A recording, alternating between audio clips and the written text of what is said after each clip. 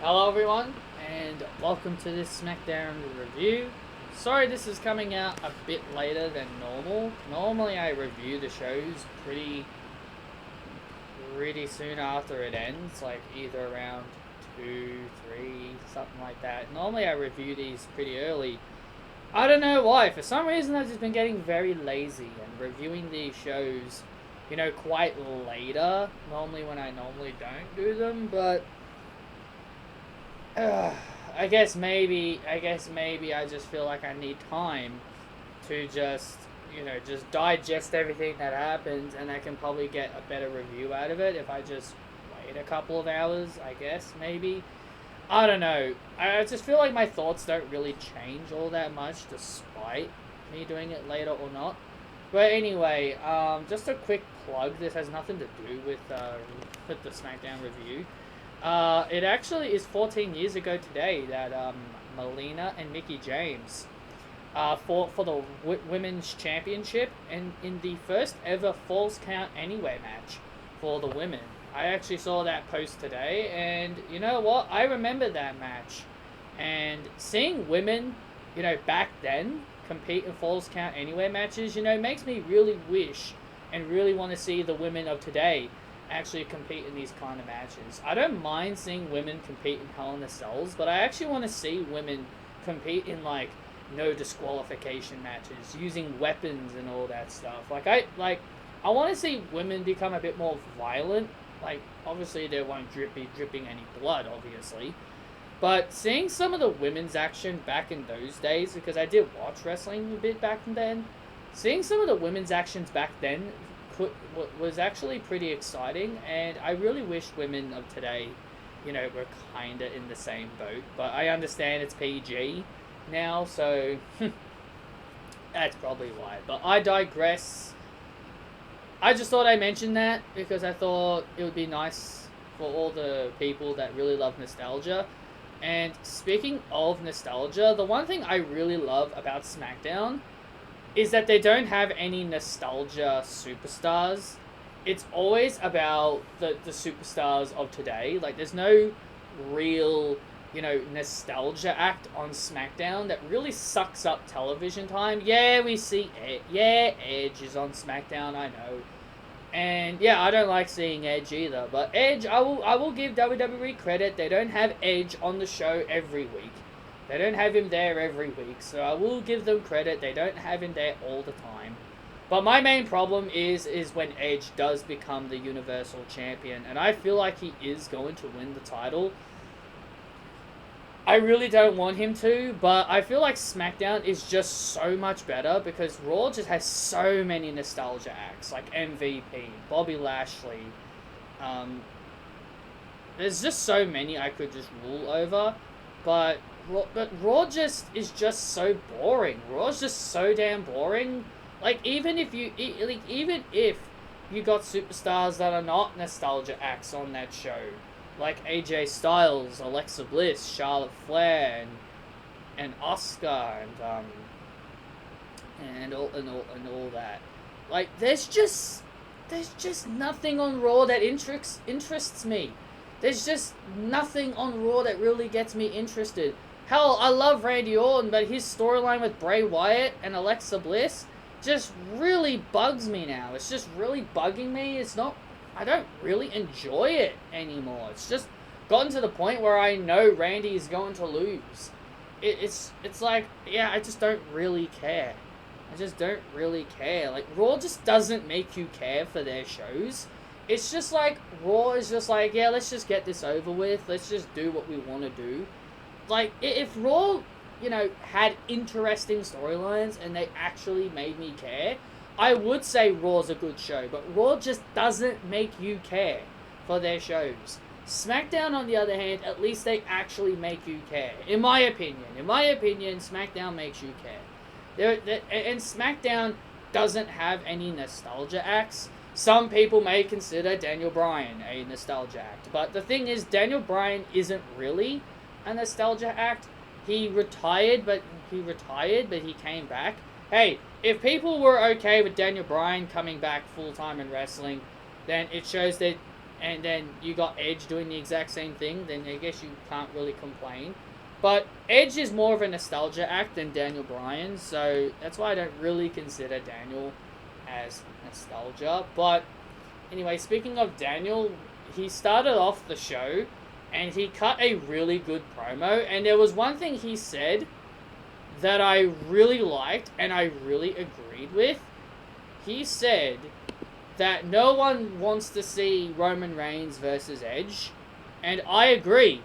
No, I honestly agree with Daniel Bryan. Like, who really cares? Who really cares to see Edge versus Roman Reigns? All the people that want to see Edge are all the Edge fans and all the people that love nostalgia like Edge. Like, those are the people that want to see Edge versus Roman Reigns. The people that actually enjoy nostalgia acts. To me, the people that love nostalgia acts are the reason why people like Bobby Lashley is WWE Champion. People that love nostalgia acts are the reason why we see Brock Lesnar coming back all the goddamn time, and then people will complain about Brock Lesnar being a champion. People that enjoy nostalgia acts is the reason why WWE brings back so many legends like Carlito, and just legends in general. People that enjoy nostalgia are the reason why WWE always brings these people back, because fans cheer, fans pop every time they see a legend from their past come back, and Vince sees this as people liking it, so he will do it over and over and over because people love nostalgia. People love nostalgia. That's why they do it all the time. That's my main problem with Raw. They always use nostalgia. And there's just so many superstars I just can't really get behind on Raw. And Daniel Bryan, he is correct. I mean, as much as people love to see Roman versus Edge, I hate to say it, but Daniel Bryan is right. He's telling the truth here. He's telling the truth of what he said about Edge and Roman's match. Like, it's a match it's a match that no one wants to see, and I have to agree with him. On that. And I know a lot of people are going to be mad at me for saying this. I was actually originally going to tweet this out on Twitter, but I knew I'd get a lot of heat for it. But I'll probably get a lot of heat for it on here anyway. But I'm going to say this anyway. Edge should not be coming back to be a world champion. I do not care about this whole Edge comeback story. If you want to have Edge come back, fine. He can come back. But the one thing that I just can't accept is this man coming back, winning a Royal Rumble, headlining WrestleMania, and becoming a world champion. That is just something I just can't accept. Why should Edge be a world champion? What, just because he retired and he was able to come back after 10 years of retiring? That shouldn't be a reason to reward someone, in my opinion. That shouldn't be a reason. Daniel Bryan was never rewarded a WWE Championship the moment he came back from retirement. Some may say, oh, well, yes, he did. Remember, he became WWE Champion and he turned heel. But that was way before Bryan came back. That was like a year after they brought him out of retirement. That was like a year right after he retired. Or came out of retirement. Somewhere like that. Didn't he come back in 2018 and he became WWE Champion somewhere near the end of 2018? It was like a couple of months right after he came out of retirement.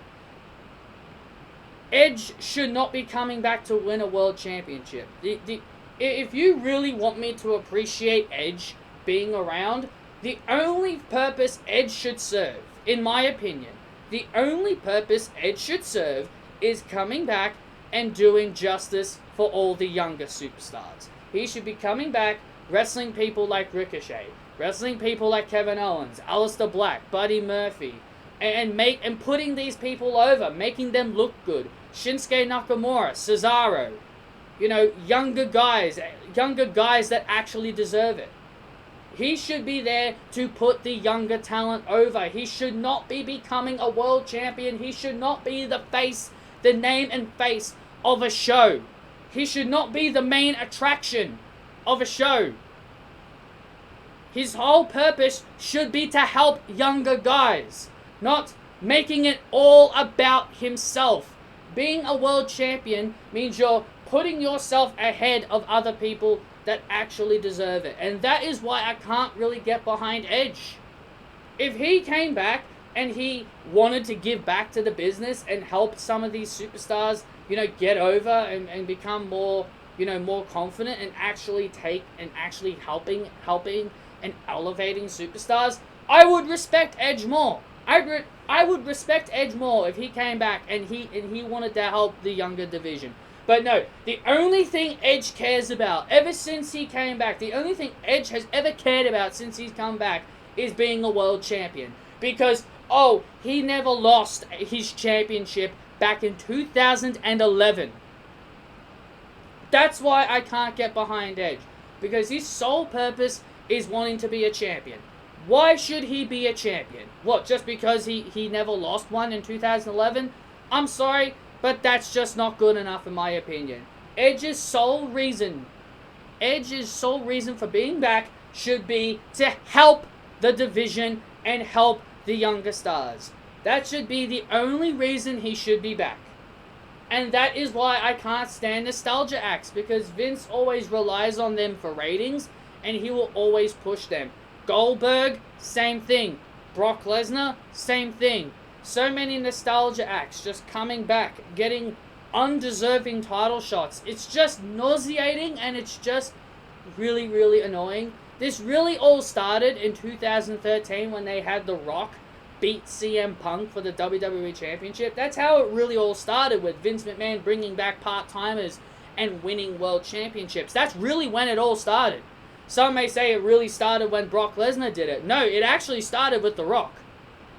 Then it just became a really mad habit with Brock Lesnar. But anyway. So Daniel Bryan wants to be Universal Champion. He calls himself a failure because he sat back and he let other people have a turn. That is what Daniel Bryan did. He wanted to let other people have a turn. But after what happened with Edge, he doesn't want to do that anymore. He wants to be the big guy. He wants to be the name and face. He wants to be the best. He wants to be the world champion. Good for Daniel. And then Daniel would get confronted by Reigns and Jay. Jay would do his thing, and they would be scheduled in a steel cage match in the main event. Then we had the Street Profits in singles action against King Corbin and Sami Zayn. Michael Cole for some reason accidentally called King Corbin Baron Corbin. I wish he was back as Baron Corbin, to be perfectly honest. I'm tired of this whole King of the Ring gimmick. This whole King gimmick is really going nowhere. Here's the thing. Here's the thing. King Corbin and Sami Zayn, when this whole tag team formed, I wasn't sure what to think of it. But it's only been 2 weeks since this tag team was formed, and I normally say I don't really like anything involving Corbin. Normally anything involving Baron Corbin, I normally don't really like. But I really do like the tandem between Corbin and Zayn. They're like an odd couple that works. They're like an odd couple that works. Kind of like Killian Dane and Drake Maverick in NXT. They feel like, it just works for them. I know some people may not like it that I'm comparing them to Drake Maverick and Killian Dane in NXT, but they really do feel that way. I feel like Corbin and Zayn as a team, really as an odd couple tag team, it just really gives me Drake Maverick and Killian Dane vibes.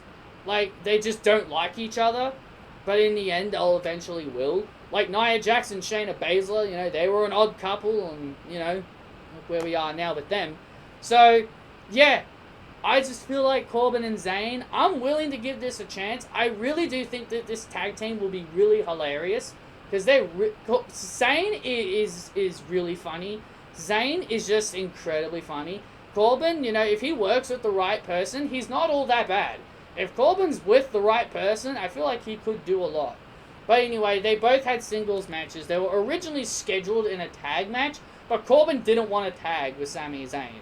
So they became singles matches instead.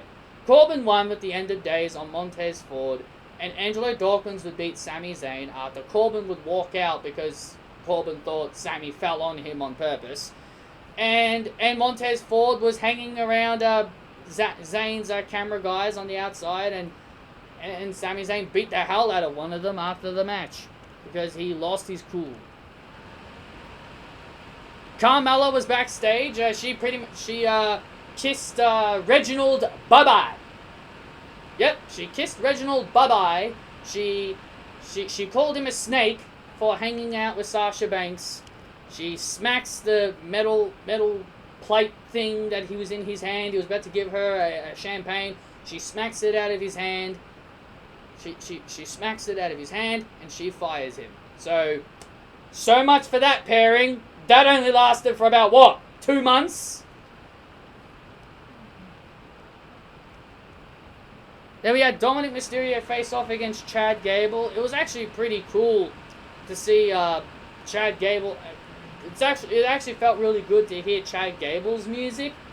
In my personal opinion, if we've heard Otis's theme before, and then you hear Chad Gable's music. Which theme song to you would fit them better as a tag team? The answer is Chad Gable's theme. Chad Gable's theme would fit so much better for them as a tag team, but for some reason WWE think Otis's Blue Collar Brawler theme fits them better as a tag team. It really doesn't. The song is more for Otis than Chad. I feel like Chad's theme, My Way, would be a way better theme for them as a tag team. At least that's just my personal opinion. But I felt like the Mysterios were going to get a win here because, you know, Otis and Chad have upped them like twice. So I expected Dominic Mysterio to defeat Chad Gable. You know, I actually am starting to not really mind Otis all that much as a heel. I feel like he needed to be a bit more aggressive instead of being that lovable goofball we all know and love. Like, imagine Tucker and Otis, both of them as heels. Imagine a heel Heavy Machinery. I feel like a heel Heavy Machinery could have been really, really dominant. But, you know, I guess it is what it is. But I do like that they've now changed Otis's attitude. Instead of being a lovable idiot, they've now turned him into a really good... They've now turned him into an aggressive monster. So, I like it. Like, things like that... Things like that I do appreciate, so I really do like they're actually changing up Otis's attitude a bit.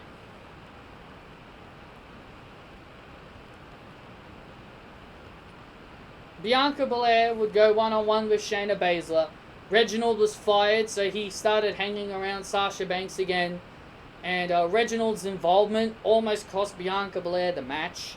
WWE, for some reason, announced Shayna Baszler and Nia Jax defending their women's tag team titles against Sasha Banks and Bianca Belair.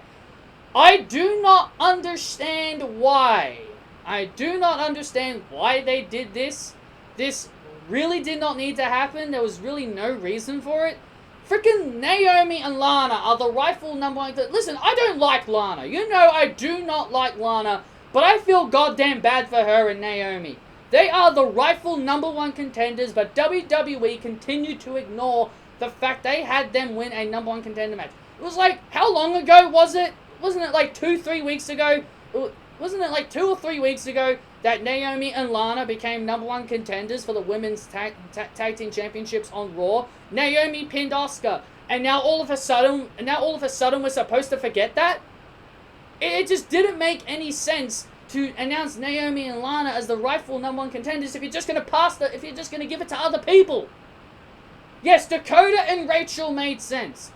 Dakota and Rachel Gonzalez made sense because they won the Dusty Cup. They earned a chance at the titles by winning the Dusty Cup. But when is Naomi and Lana going to get their chance at the Women's Tag Team Championships? Fastlane should have been their turn.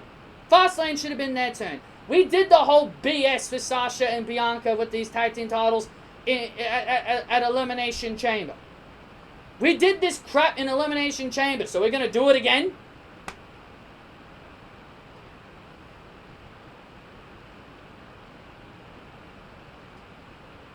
But anyway, So Reginald was causing a lot of issues. He was in Bianca's way. Bianca pushed him really, really hard. That sent him flying. Reginald was in Nia Jax's way. Naya went to tackle him over, but she smacked into Sasha Banks instead. And this all led to Bianca getting really distracted of what was going on the outside. Shayna Baszler was going for the clutch to finish it off, but Bianca Belair would lift up Shayna Baszler, plant her with the KOD, and pinning the Queen of Spades. And oh my god, that felt so damn satisfying. Considering that Bianca Belair had an incredible match with Shayna Baszler in NXT TakeOver, it felt really, really good to see Bianca finally get her revenge from NXT TakeOver and pin Shayna Baszler in the middle of the ring. Looks like the Shayna Baszler of old is gone. The once invincible Shayna Baszler. If you're trying to tell me Shayna Baszler is still as intimidating and as ruthless as she is now, to see her lose like that, there's no way you're telling me this is still the Shayna Baszler from NXT. Yes, she still goes for the hands. Yes, she still tries to snap people's arms and legs. Yes, she still does that. But this Shayna Baszler is unlike the Shayna Baszler from NXT. I never really liked Shayna Baszler anyway, but I'm just saying, these are two completely different Shayna Baszlers. Shayna Baszler loses to Bianca Belair, and I feel like it should have happened in NXT as well. Bianca beating Shayna. But after the match, Bianca Belair, every single week, people continuously talk about how Sasha Banks should turn heel. And I laugh. And I laugh all the goddamn time whenever I hear people say Sasha Banks should turn heel. After the match, we saw Bianca Belair go out of the ring after winning her match. She showed heel tendencies against Sasha Banks. She got really mad at Sasha Banks. Sasha didn't even do anything wrong. She was just out there supporting Bianca. But because she got tackled by Naya because of the whole crap going on with Reginald, Bianca got really mad at Sasha. She yelled at Sasha Banks, telling her to deal with this Reginald crap. Told her to deal with this Reginald thing. This guy almost cost me my match. And she showed a lot of heel tendencies here, getting very aggressive and very mad. And this is exactly what I've been saying. WWE should really be going with a Bianca Belair heel turn. Bianca Belair going heel just makes so much sense. It just makes so much sense for Bianca Belair to be a heel. Bianca is just way better as a heel. I didn't watch a lot of NXT, but the times when I've seen Bianca briefly in NXT, I've seen what she was capable of as a heel. I know Bianca is just way better as a heel. I'm not saying Bianca is a terrible babyface. I'm not saying I haven't been enjoying what she's been doing as a babyface. I just find her more believable as a heel. I find her more believable as a heel than a lovable babyface. Some people may say, well, she is lovable after the documentary that we saw about her, the chronicle about her. Yeah, I get that, but that's her personal life. That was the stuff she was explaining about in her personal life. And yes, that captivates people to really like the wrestlers more. But I feel like Bianca is just way better as a heel. I just think she would work way better with Sasha if she was the aggressive heel. And Bianca showing heel tendencies here really made me happy, because everybody's been saying Sasha Banks should turn heel, and I've been saying for quite a couple of weeks actually. I've been saying for a couple of weeks that the number one babyface of a certain division should never turn heel, because it doesn't make sense. Becky Lynch was the top babyface through 2019 through 2020. Did she need to turn? Did she have to turn heel in her programs? No. Even when she versed... Now, she did verse heels in all of her programs, so this is probably a different argument. But if you are the number one babyface, there's no reason for you to be a heel. John Cena was the face of the WWE for so many years, and John Cena never turned heel. People wanted him to be a heel while he was the face of the company, but he never did turn heel. You want to know why? Because he was the face of the company. There was no reason to turn the number one babyface in the company heel. Same thing with Roman Reigns, even though I hated him when he was a face, but Roman Reigns during his face period was never going to turn heel because he was the face of the company. Drew McIntyre is now the face of the company. That's why Roman Reigns is a heel. And someone raised an argument to me, and this is something that really kind of grinded my gears a little bit, that somebody said that you can still be the face of the company even as a heel, because someone told me that he considers Roman Reigns the face of the company even though he's a heel. It doesn't work that way. It doesn't work that way. The number one babyface of the company is the one that goes to all the medias. They go to all the medias. They do all that stuff. They don't promote heels. They do not make bad guys the number one superstar of your company. Like, it just doesn't make sense to make a bad guy the number one guy in your company. Heels are people that are meant to be hated. Heels are people that are supposed to be booed, and they're supposed to be hated. Why should a heel have the right to be called the face of the company? It just doesn't work that way. Because I wouldn't call arguments, but all my times I've told people that Sasha shouldn't turn heel because she's the face of the company. People said, oh, Roman Reigns is still the face of the company. He's still the face of the company, even though he's a heel. He's not the face of the company. Roman is not the face of the company as a heel. He can't be. He can't be the face of the company because he's not a babyface. If he was a babyface, he will be. I don't understand how people think you can be the face of the company as a babyface and as a heel. You can only be the number one babyface if you're a babyface. You can only be the face of the company if you are a babyface. Babyfaces only should be the rightful babyfaces, the number one faces of the company. I don't understand how ridiculously stupid people are. If you are a babyface, you are the number one babyface in the company.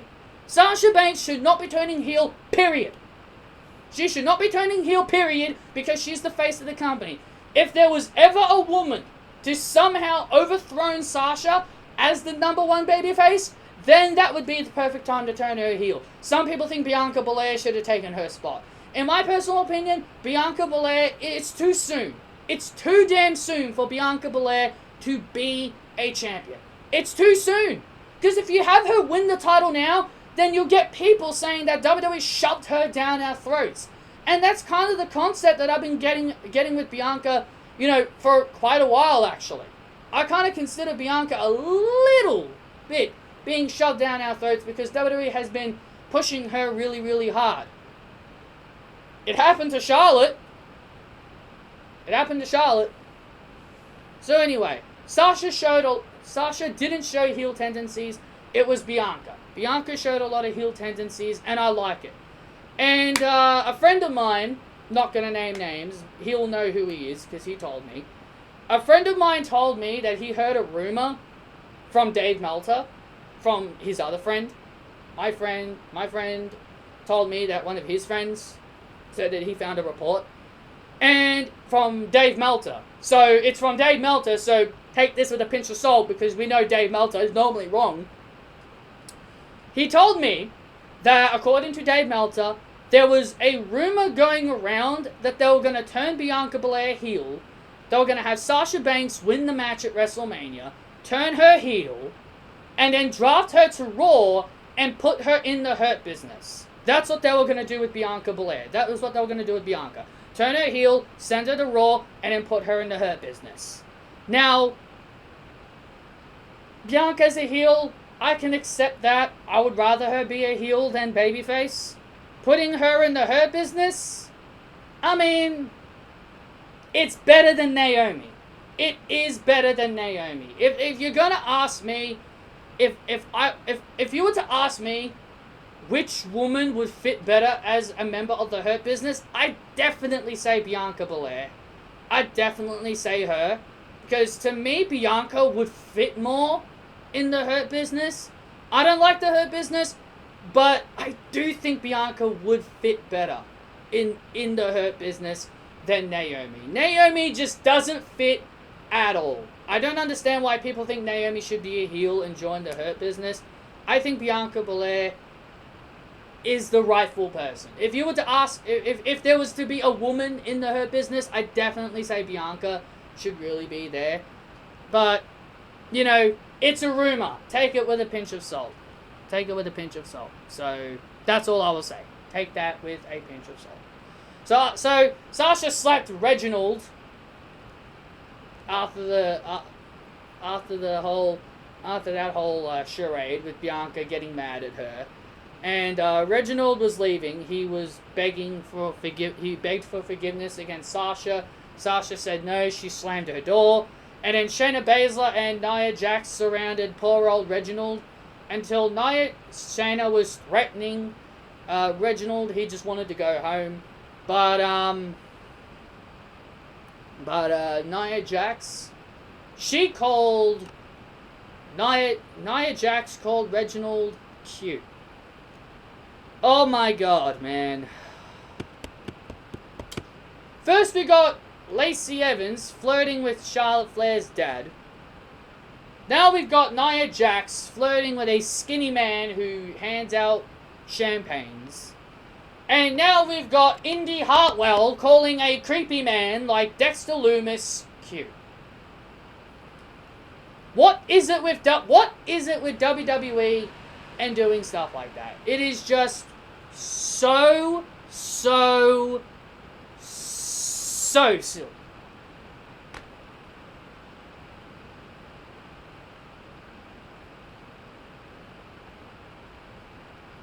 Cesaro took on Murphy. Yay! Murphy's back at long last. My boy Murphy. He's alive. My boy Murphy's back. They've, for some reason, now made him a heel. Now, I understand they scrapped the storyline with him and Aaliyah. I'm actually really glad they did, honestly. It did nothing for him. But, they didn't really explain his heel turn, but whatever. I'm just happy he's back. I don't really care. But, he told Seth Rollins that he wished to help Seth Rollins with the Cesaro problem. Seth Rollins just told him to get out of his sight, and Murphy just left. And a lot of people are now assuming Murphy and Seth are back together. Seth told him to get out of his sight. That doesn't mean Murphy is back with Seth. Now, would I rather him be back with Seth? Okay, maybe I would, because at least it would get him goddamn TV time. Some people are making guesses that maybe Seth gets Murphy and Wesley Blake as his disciples that embrace the vision. Maybe. You know, maybe it may be Wesley Blake's last chance, to be perfectly honest, if you ask me. But, I mean, whatever. I'm just happy Murphy's back on television. I just really hope he's used more now. But anyway, Cesaro took on Murphy in an okay match. But I knew poor old Murphy was jobbing to Cesaro. And Cesaro get the win with the sharpshooter. That's really all I can say there. And then we had Apollo! Debut. Would we call this new music?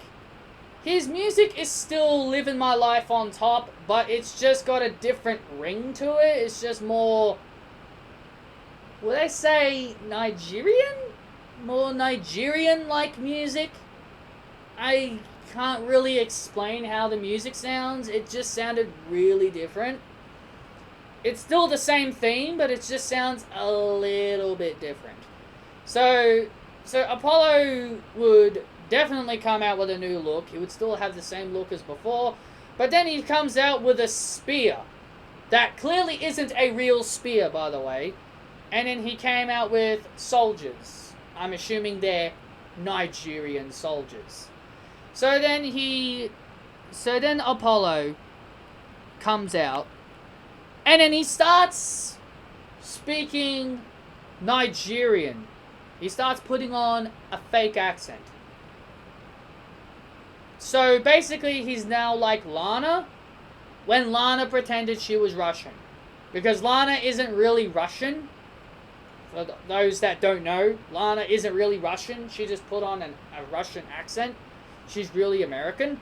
So she just put on a fake accent to act like she's from Russia.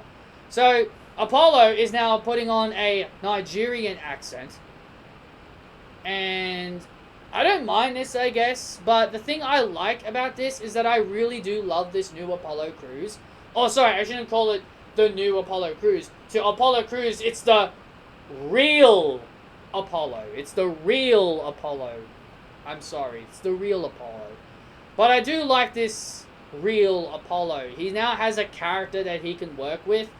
And this is what I mean when I say some people really need change. Changes that are made can really make or break a superstar, and I feel like Apollo is now getting that break. Is now getting that break because it's just so good to see Apollo finally being used and finally getting a chance to really show what he's capable of. And I like this new Apollo. I like this new Apollo. And yeah, is he really Nigerian though? That's the one question I'm trying to figure out here. Is he really Nigerian, or is this just a character that he's portraying? Some people are saying that his parents were from there because Apollo, you know, liked to speak about his family being Nigerian descents. So maybe he is from Nigeria. I don't know, but I feel like it's a character. I guess if people really want to dive deep into Apollo's family history to find out if anyone from his family are really Nigerians and he's just portraying a character, then yeah, I guess go ahead, do your research if you will. But either way, I'm just trying to say I really do like this new Apollo. I really do like it, and I really hope he becomes the Intercontinental Champion. I love Big E, but I feel like if you're going to push this new character of Apollo, you got to put the belt on him. You got to put the belt on him to make the character feel, you know, more important. You can't have Apollo lose, you know, right upon his heel turn.